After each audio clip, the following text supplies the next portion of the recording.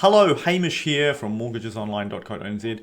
I wanted to do a little bit of a dive into the house prices and see, is it all really dead or have we reached the bottom? We're going to go into Auckland, go into a little bit of detail, and then if you want to join me, we're going to browse through the rest of the country, some of my picks, some of the main city centres, to see if what the trends are, REINZ stats that have just come out. Well, when I say just, they're for May compared to last year is where I'm going to kind of start to dig in. If we look at the country, I was actually surprised. I'll be honest with you, I've been pessimistic myself, feels all doomy and gloomy, but then I looked at this and I thought, hold on, 3% up in Auckland, what's going on here? Now, there are different ways of measuring these numbers, and this is the median, right? So pretty much right down the middle, but if we look at Auckland, surprisingly, compared to last May, 18.5% up this May in terms of the median house price in Auckland. Manukau, flat. North Shore, up. Waitakere, down. Rodney and obviously Papakura, up. Now, that was interesting to me. Obviously, I'm wondering if we think about some of the challenges, whether changes in job markets is not affecting every region in the same way. Interest rate changes have probably been nicer in the last month. I feel like we've kind of gone past the big hurdle of having those horrible conversations about how they're going up from 4% to 6-7%. It actually feels like if you fixed about 6 months or 1 year ago, you might be seeing very similar or lower rates now. Surprisingly, definitely in the last month, we have seen things coming back a bit. So this, if we go further afield, let's go down to Hamilton. Hamilton actually down 4.4% compared to last May, okay, and the median house prices. Now, one thing with these stats is you have to be careful when you're looking at them. These are available on the REINZ website. You've got to look at the sample size. So, for example, Waitomo with 11 sales, sometimes you can't read into the median as much as some of the bigger city centres, right? If we go down further to Rotorua, if you're starting to think about investing, for example, Rotorua actually up compared to last year.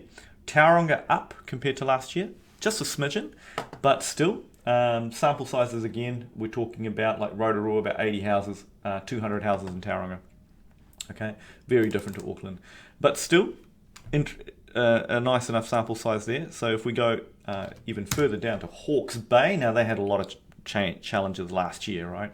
So numbers could be up and down there, but of course Napier City with about 89 sales there, 4.5% up compared to last year, and even month on month up, which is not the same for everywhere, because month on month, when we start to look at that, the winter chill is expected and definitely settled well in, right?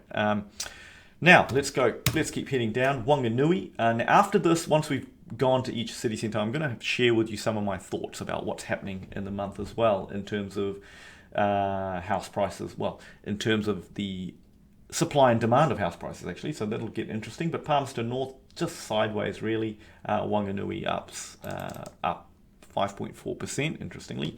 Wellington, now this is an interesting one, because Wellington seems all over the show in some sense.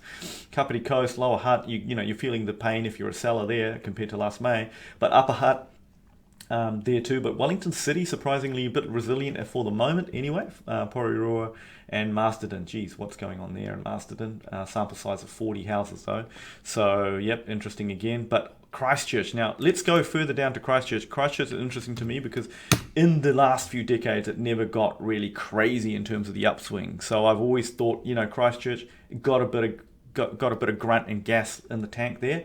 And look, if we look at compared to last year, 7.6% up. Now that is that's pretty solid actually. If you're a seller and you held off. So, but again, these are median house prices. So, it can be skewed by the top end and low end at times. So look, that kind of gives you an idea of what's happening across the country in terms of the median house price. What do I think? There's some interesting things happening in the next couple of months, okay?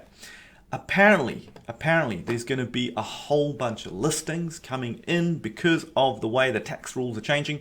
So the bright line tax is changing to 2 years as a seller. So what that means is that if you bought in the last 5-6 years kind of thing, and you've kind of stuck on a long bright line test, suddenly if you sell July onwards, you're only going to be subject to tax if you bought less than 2 years ago.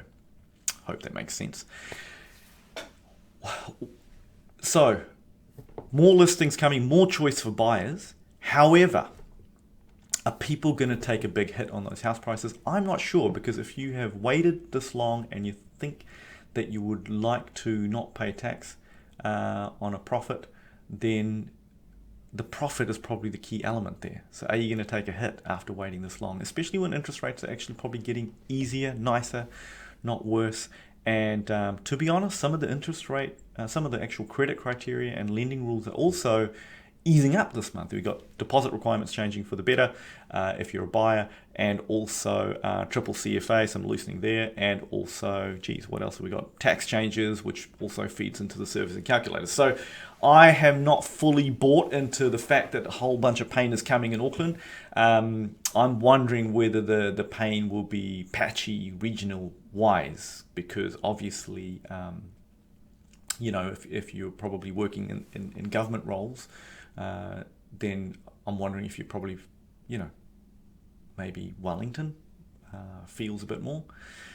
It'll be interesting to see anyway. But I think, the economy is definitely struggling in some sense. When I say struggling, it's very flat. So there is pain around, no doubt about that. But in terms of the housing market, according to these figures, I was kind of surprised. It seems a little bit more resilient than I thought.